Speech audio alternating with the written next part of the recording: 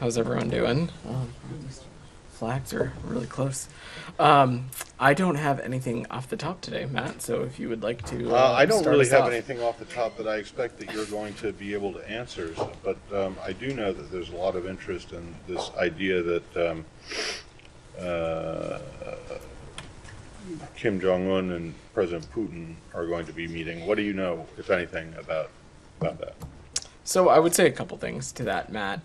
First, we have warned publicly for some time now that arms negotiations between Russia and the DPRK are actively advancing. As you all know, some of you reported that last month, Sergei Shoigu, the Russian defense minister, traveled to the DPRK to try and convince Pyongyang to sell artillery ammunition to Russia. And we have information that Kim Jong-un expects these discussions to continue, to include leader-level diplomatic engagement in Russia.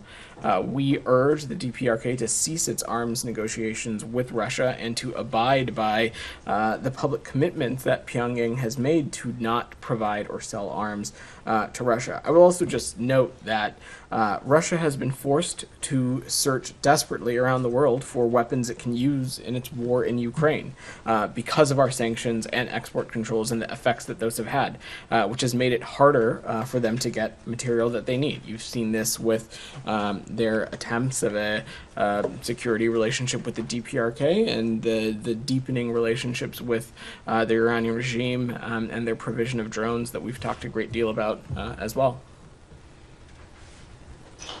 Okay. All right. Yeah, just present that a little bit. Sure. In terms of the information that actually leads the U.S. to believe this, I mean, obviously, I'm sure you're not going to discuss intelligence here, but the Kremlin, for example, isn't actually confirming that this would take place. But the U.S. is reasonably confident that it expects this to take place. I'm not going to get into more of the details from here, Sean, as you said, but again, we have warned publicly about this before, and it's of course something that continues to be concerning, and we're paying close attention to as it progresses. In terms of consequences, I mean, obviously there are heavy sanctions to the United States and both countries. Is that something that are there any risks involved from the United States perspective if they go forward with more? Well, we have been incredibly clear about the potential consequences of any country taking action to support Russia. Further, it's illegal and unjust war of aggression in Ukraine, and you have seen us take action in a number of these instances. I'm not going to preview actions from up here, but of course, we will calibrate appropriately with our allies and partners, including those in the region, and take appropriate steps as necessary. Can I go to Iran? We reported yesterday, and there was a Wall Street Journal report in August as well. Iran's stock of uranium enriched to up to 60% purity. I'm wondering if you guys have seen this report, whether you have any comment, and we'll repeat the question that I had at the time, whether there is any understanding with the Iranians that they're going to be taking these steps.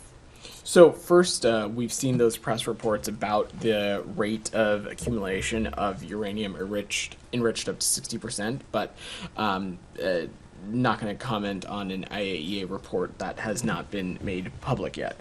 I will also note, as you've heard us say before, that we've been clear that Iran's production of uranium enriched up to 60% has no credible, peaceful purpose, and no other country in the world today utilizes uranium enriched to 60% for the purposes of its claim. I have no other updates on discussions or talks on the nuclear issue with the Iranian regime. And so would leave it to when we spoke about this a number of weeks ago. Have you been in touch with IAEA about this, and do you have any reason to believe that that report is not authentic? I'm just not going to comment on a report that is not public yet, but I will say that we have the full confidence in the IAEA and Director General Grossi, and of course they are a body in which we communicate with quite regularly. I'm certainly not going to speak to specifics of this case. Thanks so much. Michelle. Thank you. I have a couple of questions. Yeah. First, the report said that the US, UK, and EU are pressing UAE to halt shipments of goods to Russia that could help with war in Ukraine, including computer chips. Can you confirm that? And is there any U.S. official in the UAE at this time? So I don't have a specific delegation list for you, Michelle, but senior officials from the EU, the UK, and the US are visiting the UAE this week to discuss the effective implementation of our sanctions in close coordination with our Emirati partners. This is part of our broader diplomatic engagement with a range of partner countries to discuss how collectively we can continue to hold the Russian Federation accountable for its war of aggression in Ukraine. But I don't have any other specifics or updates on the talks to share at this time. What is your main concern?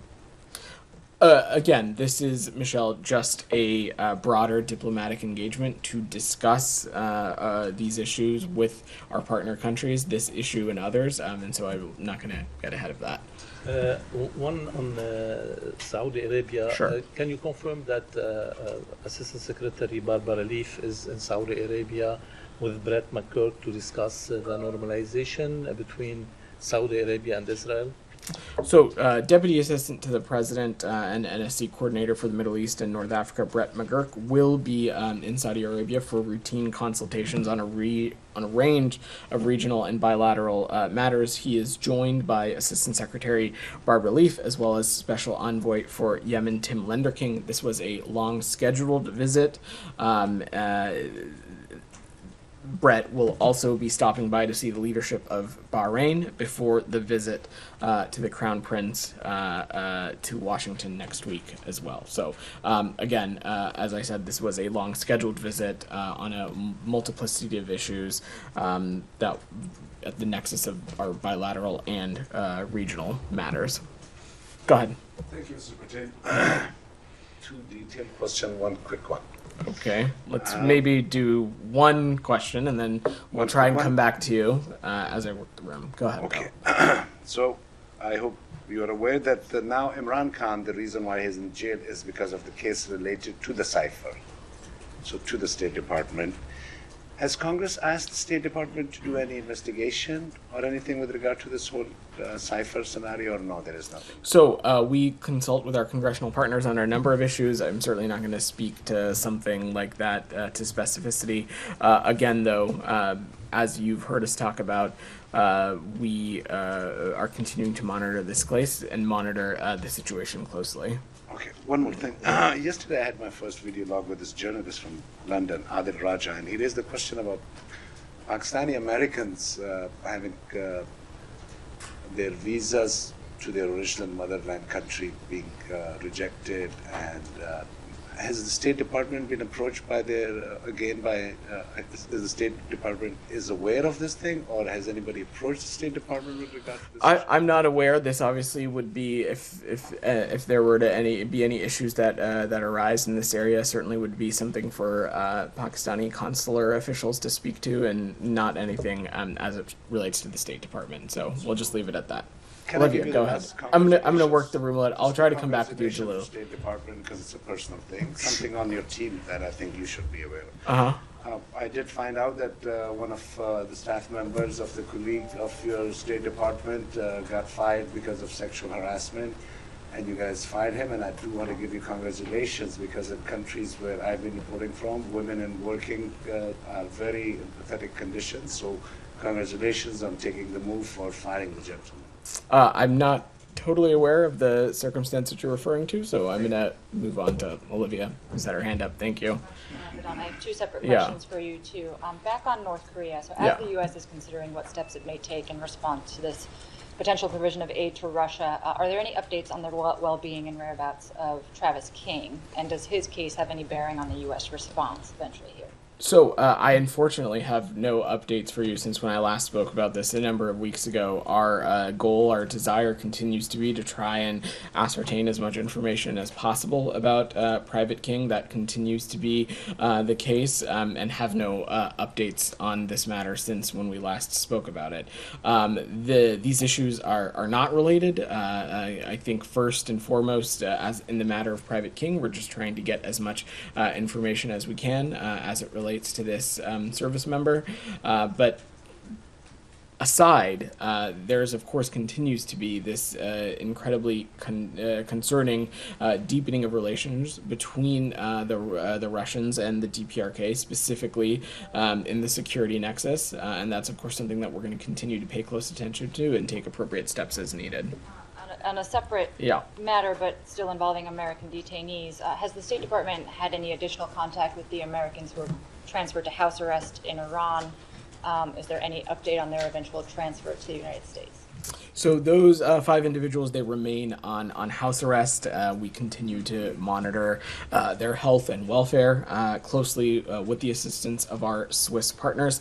This is an ongoing process. The move to house arrest, of course, is a positive step, but we're going to continue to work and do everything we can, and won't rest until the individuals are back in the United States, reunited with their families. But I don't have any other updates for you on this at the moment. Been assured that their well-being is okay. We're continuing to remain in close touch with our Swiss partners, which of course are protecting power in Iran, and but no updates beyond that.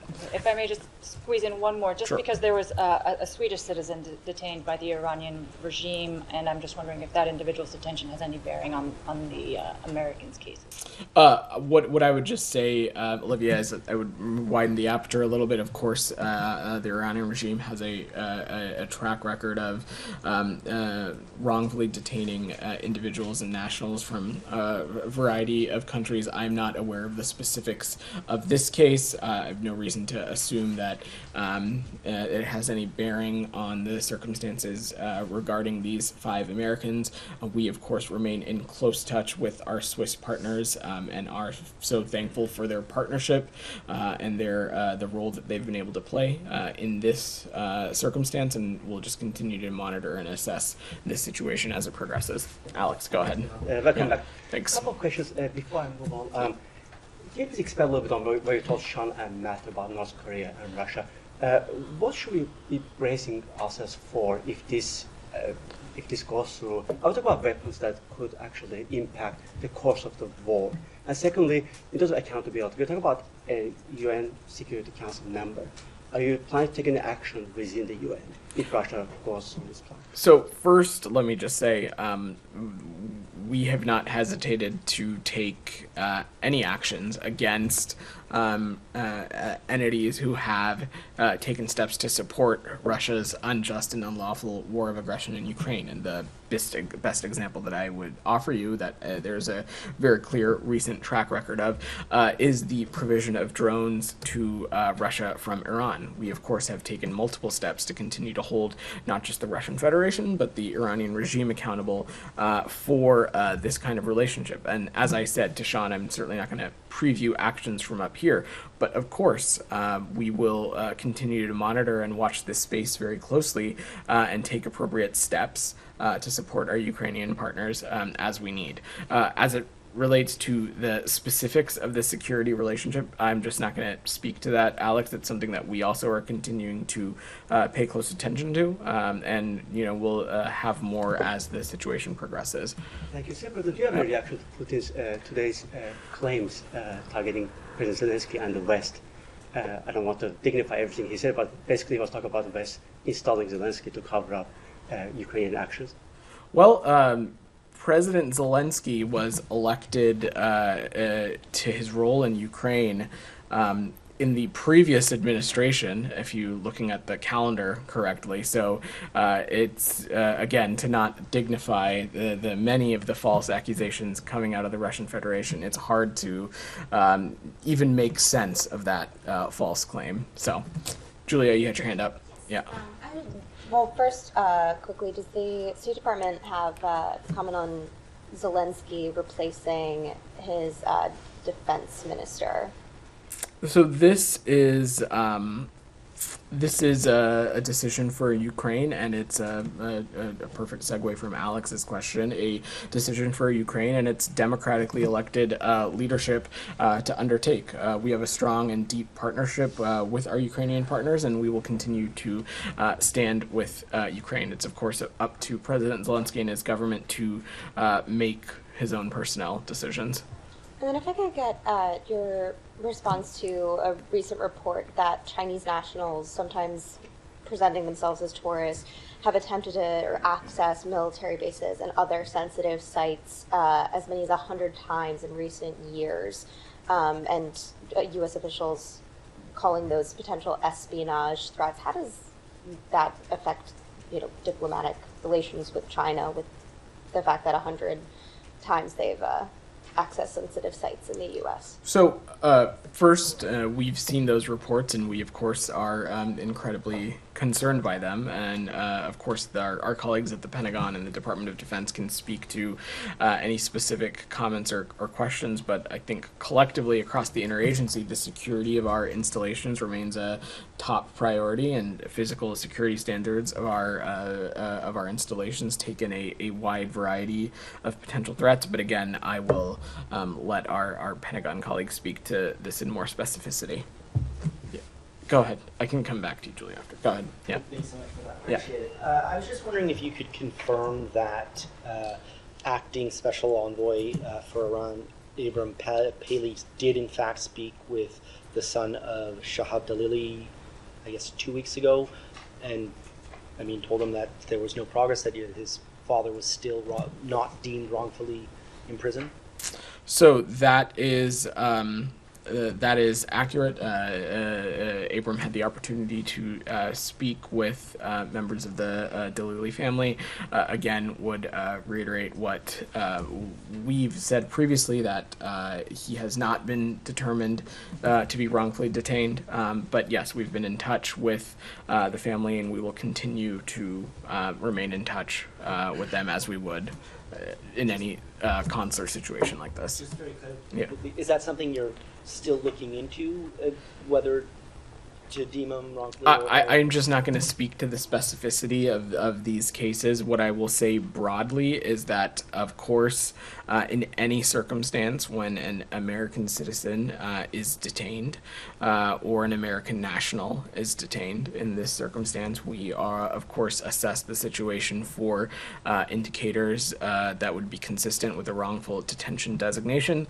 That work is always ongoing, and when we have updates to share as it relates to someone's status, we of course will share those. DR, go ahead. Thank you, Vedant. Two quick questions about Iraq. The first, what's your comment about the recent events in Kirkuk, which is a disputed area in Iraq? They were protesting between the Kurds and Arabs. 4 protesters were killed and dozens were wounded and arrested. What's your comment on that, and what does the U.S. view about the current tension between Kurds and Arabs in Kirkuk? So we're closely monitoring the tensions in Kirkuk. We condemn the violence that took place and express our condolences to the families of those killed. The U.S. calls on all parties to resolve any disputes through dialogue and through the activation of Article 140 of the Iraqi Constitution. One more question between the disputes between Baghdad and Erbil over the budget and also revenue sharing.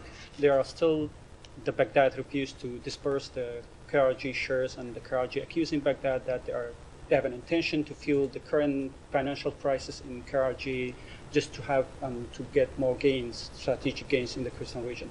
Have you any engagement with both Baghdad and Erbil on this? We, of course, engage regularly with partners in Baghdad and Erbil, and I will let our missions in both of those cities speak to this engagement with any more specificity. Nick. Sorry if I missed this earlier, but No, you're good. The Cuban government says it disrupted a scheme aimed at recruiting Cuban citizens to fight in Ukraine. The Cuban foreign minister called the plan last night a human trafficking ring. Are you aware of these reports? Do you have any comment on them? So we're aware of these reports, and we're currently just trying to assess some additional information. I don't have anything to offer on the veracity or any of the information offered in that statement, but we are continuing to look into it. Shannon, go ahead. Oh, I'll come on this, Kylie. I'll come to you right after. I'm wondering if you guys have been tracking that Russia has been carrying out such human trafficking efforts, in multiple places around the world, or if this is the first that you guys are hearing of any possible effort like this.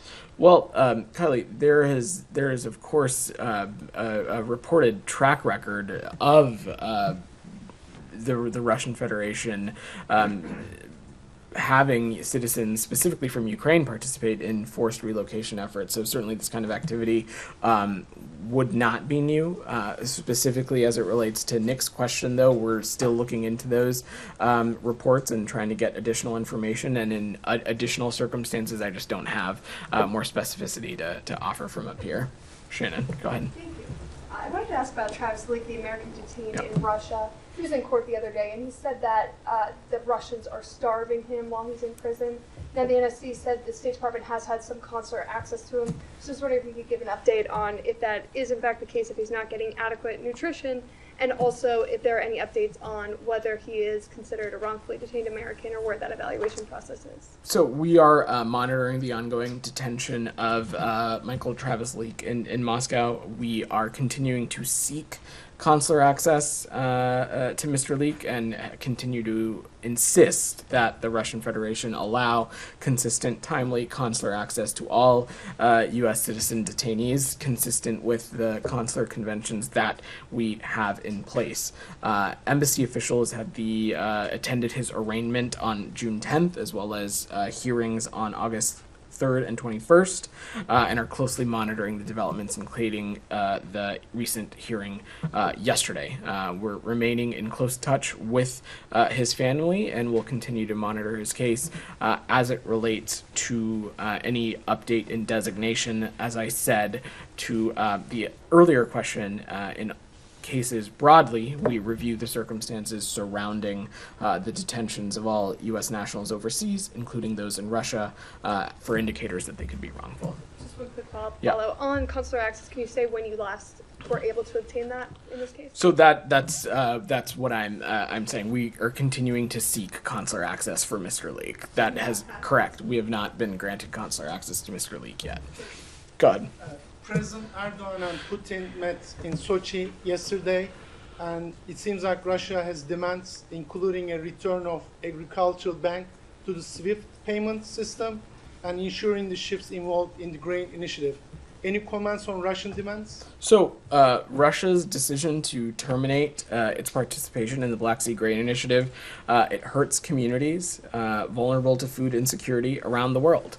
And we welcome the efforts of our Turkish partners, including President Erdogan, to try and convince Russia to return to the deal. And we are continuing to engage with the UN and Turkey, both of which have worked very hard to make the BSGI possible previously and functional. And we also thank our NATO ally Turkey for its important role in the efforts to try and get the Black Sea Grain Initiative back on track. Yeah, go ahead. So, can you confirm the reports that the U.S. is proposing the Danube River route as an alternative to the Black Sea Grain Corridor? And if so, have you evaluated the risks it may carry, including the risks of further military escalations there? Like, how are you planning to protect those ships from Russian attacks? Thanks for your question. I spoke a little bit about this a number of weeks ago. The one thing that I can say clearly is that it is our goal and our hope that Russia re-enters the Black Sea Grain Initiative, so grain and food product can get to the places that it needs to go. We, of course, are continuing to assess and look at what other options are available to make sure that the flow of food product can get to the places that it needs to go. I don't have any announcement to offer, and I certainly am not going to read into deliberative processes that are ongoing. But again, we, of course, want Ukrainian grain to get to the markets that it needs to get to. We think that's incredibly important because we saw the Black Sea Grain Initiative have a track record of success of getting food product where it was needed. Can I have a quick one on Niger? Let me come back in case there's anything else on Ukraine. Go ahead. There are local reports in Ukraine right now that the secretary is going to be visiting there. Do you have any announcement on his travel to make? I have no updates on any official travel from the department. Okay, and then as Americans are like heading back to work and back to school, what is the department's message to them about the status of the war in Ukraine right now, and how long this is going to last? President Biden was elected, promising that there wouldn't be forever wars, and now this is going on almost 2 years now. Just what is the message to the American people from the administration? What I would say, Kylie, is that I think the American people recognize the importance of ensuring that countries cannot act without impunity. And what we have in this instance is Russia trying to totally subjugate and erase the borders of its neighbor. And you see the Russian Federation doing so with immense aggression. And there continue to be immense follow-on impacts of Russia's war in Ukraine. We just spent a couple of minutes talking about them. Food prices. There are global impacts to the ability of Ukrainian grain being able to flow to the places that it needs to go. And that, of course, is something that's going to affect kitchen tables all around the world, including in the United States. Does the administration believe that a peaceful resolution to the war is any closer now than it was, say, 6 months ago? I'm just not going to speculate or prognosticate on something like that, Kylie. The important thing is for us is to continue to stand with our Ukrainian partners as they endure this. I will note to anybody asking questions about things like a conclusion or a negotiation is that the Ukrainians and President Zelensky had very clearly laid out a proposal for a just and durable peace and a conclusion to this war. President Putin and the Russian Federation have continuously not been interested in engaging in these kinds of discussions. And so what the United States is going to continue to do is going to stand with our Ukrainian partners and ensure that they have the ability to defend themselves, defend their territorial integrity, and their sovereignty as well. Can I quickly follow up on Ukraine grain deal? Sure. Does yesterday's meeting between President Erdogan and Vladimir Putin, does the U.S., did you guys see that as progress? It's hard to put an exact pinpoint on it, Humaira, because ultimately the conclusion that we and our allies and partners want is re-entry into the Black Sea Grain Initiative, and I don't think it is helpful for me or anybody to be up here offering play-by-plays on as these diplomatic engagements progress. What I can say is that we want the Black Sea Grain Initiative to be up and running again. We know that it worked, and we also are incredibly thankful for the UN and our Turkish partners for the role that they played previously in getting this deal together and the role that they continue to play to try and convince Russia to re-enter. And what did the U.S. think about President Erdogan's suggestion that Ukraine soften its stance on this? I again am just not going to get into the specifics of the diplomatic engagements. What I will just say is that we know countries around the world, including our Turkish partners, recognize how important this deal is, and that's why you see collectively us, our Turkish partners, the UN, and others working to try and get this deal back on. Go ahead. Yeah. Change of topic. The Secretary today spoke both to Palestinian leader Abbas and Israeli leader Netanyahu, and the readouts from the State Department, the one about the Abbas call mentioned continued support for a two-state solution, but the one about the Netanyahu call did not. It omitted that terminology, and I just want to know if that's now the policy, not even to talk about the two-state solution when communicating about Israel? There has been absolutely no change in policy when it comes to that region of the world. Our viewpoint continues to be that a negotiated two-state solution is the best path forward, something that we believe it will help bring stability and further peace to the region. So I would not read too significantly into the discrepancy. I don't. I have no doubt that things like that are discussed quite regularly with our Israeli counterparts, and it's something we speak about from up here quite regularly. So, Sean, sure. Go ahead. Also involves ships and Ukraine. Fun. South Africa. Yeah. President Ramaphosa said that South Africa launched an investigation into the allegations that the Lady R ship had carried weapons to Russia, and said that there's no evidence to back that up. Does the U.S. have any reaction to this, and whether it still backs the assertions made by the ambassador of what the ship was doing? So we appreciate the seriousness with which the panel of inquiry in South Africa undertook to investigate irregularities surrounding the Lady R's presence in South Africa in December of 2022.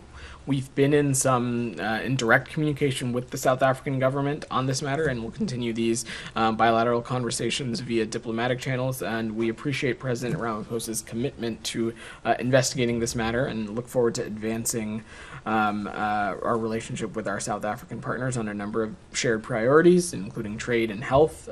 But as it relates to the specific findings, Sean, I will just let the South African panel speak to the specifics of that. Sure, but does the United States still back with the initial allegation that was made there? Does this clear it up at all? Does the U.S. still stand by what the ambassador said previously? So, no change in policy or anything like that. We had raised our concerns in December and had continued to raise our concerns about the presence of this vessel and certain irregularities around it. But again, we appreciate the seriousness that which the South African government has acted and taken this. Alex, go ahead. But before I just want to make sure I understood your response correctly. Yeah. Does that mean you believe that BSGI is revivable, or was President Erdogan shooting in the dark? We have no reason to think that diplomacy is not possible to getting some of these done. Again, Alex, I think it is deeply unhelpful for me to offer diplomatic play-by-plays from up here. So our viewpoint is that the Black Sea Grain Initiative was incredibly helpful. It was a good thing. It was a good thing to the tune of millions of of tons of grain getting to the ports and markets that it needed to get to, and we will continue to work with partners to try and get the Russian Federation to rejoin. But we are also continuing to work with allies and partners to assess what other options may be available to get grain to the places that it needs to go. Thank you. On the South Caucasus, Armenia, Azerbaijan, Matt had a statement last week on the current state of play in the region and the current situation around the conflict. Has the situation been developing since the statement, or what is your observation? Is it worsening? And has there been any communication with the sides? I know that Armenian ambassador was in this building. Besides that, has there been any communication? So first, on the matters of communication, Alex, I will just say that this is something that we are going to remain deeply engaged on. I don't have specific engagements to read out to you, but we are deeply concerned about the deteriorating humanitarian conditions in Nagorno-Karabakh, resulting from the continued blockage of food, medicine, and other essential goods. The U.S. has worked continuously with the sides over the past several weeks to allow humanitarian assistance to reach the population of Nagorno-Karabakh, and we reiterate our call to immediately reopen the Lachin corridor to humanitarian, commercial, and passenger traffic as well. I have one more on Georgia, if I Sure. may. Georgian pro-Russian government is now going after one of their own president, who is trying to pursue European pathway, and they're trying to impeach her. Does you guys have any comment on So we've been clear, as have the Georgian people, and we've been clear in what we've been seeing, which is that the Georgian people have been clear that they see their future with Europe and the European Union, and has given Georgia a clear roadmap to achieve a candidate status. And we urge the Georgian government and all stakeholders to come together now and work towards that objective, especially to implement the reforms required to achieve EU candidate status. And the need of a unified Georgia has never been more urgent. Yeah.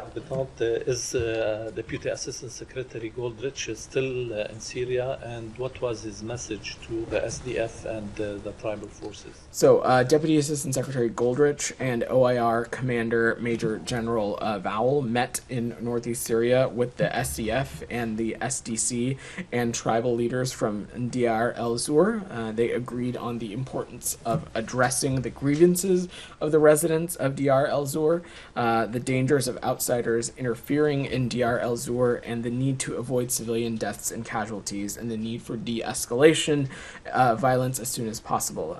Deputy Assistant Secretary Goldrich and Major General Vowell reiterated the importance of a strong U.S. partnership with the SDF in the de-ISIS efforts. Is he still there? I don't have any specific updates on his status. I believe so. What was that line? Talked about the dangers of outsiders interfering with Deir el-Zur. Okay. And outsiders you define as? People from outside of the region. Oh, like the United States? I take your point, Matt. That's not. You do? Yeah. I don't think you do. Because it's not all outsiders that you're opposed to, quote unquote, interfering. And I'm not saying you are interfering, but I mean, you would admit that the United States is an outsider in northeast Syria, correct? Certainly, and I think that All right. statement is what I'm referring to, Matt, is outsiders not committed to the convergence and joint partnership as it relates to the degradation of de-ISIS efforts. Go ahead in the back. What is the State Department's view on China's ban on Japanese seafood after the release of the treated water from the Fukushima nuclear plant? And do you think this can be classified as economic coercion from China? So I don't have any specifics as it relates to that policy from the PRC, but what I would just say, and you saw the Secretary speak to this a little bit when he was down here, is that we are satisfied with Japan's plans, which are safe and in accordance with international standards, including the IAEA nuclear safety standards. Japan has coordinated proactively with the IAEA on its plans, conducting a science-based and transparent process. We also understand that our Japanese partners have consulted scientists and partners from across the Indo-Pacific region on this matter. Go ahead. Recently, China has released a new official map that lays claim to most of South China Sea, and as well as contested parts of India. So what's your comment on this? We note that the PRC recently released national map has elicited a wave of protests from countries that reject the territorial and maritime claims depicted on it. With respect to the dashed lines in the South China Sea depicted on the new map, like many countries, we reject the unlawful maritime claims reflected on that map and call on the PRC to comport its maritime claims in the South China Sea and elsewhere with the international law of the sea as reflected in the 1982 UN Convention on the Law of the Sea. China's expansive and unlawful maritime claims in the South China Sea were determined to be inconsistent with international law by a unanimous tribunal in the Philippines. China arbitration brought under the dispute settlement provisions of the convention. Go ahead. Thanks, Vedant. So the Biden administration has articulated its commitment to partners in Southeast Asia, but several Southeast Asian leaders expressed disappointment that President Biden wouldn't be attending the ASEAN summit. Do you have any comment on this? I would say that the administration and President Biden are committed to Southeast Asia and ASEAN. President Biden and Vice President Harris have visited 6 ASEAN member states, and the Secretary of State, Secretary of Defense, Secretary of Treasury, Secretary of Commerce, Secretary of Health and Human Services, the Secretary of Energy, the U.S. Trade Rep, Special Envoy Kerry, have all visited the region. Many of those were travels related to ASEAN meetings. The engagement with ASEAN and ASEAN member states enjoys strong bipartisan support. In the past year, 85 different members of both parties of Congress have visited ASEAN member states. It's also very clear that the president is interested and invested in what is happening in the region broadly, as he recently hosted the Republic of Korea and Japan at Camp David for a trilateral summit. This is a region that we will continue to engage in deeply, and I know that the Vice President looks forward to attending and representing the United States. So, okay, just along those lines, yeah. Do you have any comment on neither President Xi nor President Putin going to either one? To ASEAN or the G20? These are sovereign decisions for UNGA. These are decisions for countries and their leadership to make. The question was raised that Southeast Asian leaders are apparently upset that President Biden is not going to the East Asia Summit. The Vice President is going. However, neither the Russian president nor the Chinese president are going to that, nor are they either of them going to the G20, nor are they going to the UN General Assembly. So I'm just wondering if you think the questions along these lines are a little bit misplaced. Well, I think what is clear is that the United States has a pretty stellar track record of not just investment, prioritization, and engagement in Southeast Asia, but also certain multilateral fora, and we look forward to continuing to conduct our foreign policy in that manner. And I will let the Russian Federation and the PRC speak to their own reasoning. All right, thanks everybody. Sean, and then we'll wrap up. Just Warren Gibble. Yeah, sure.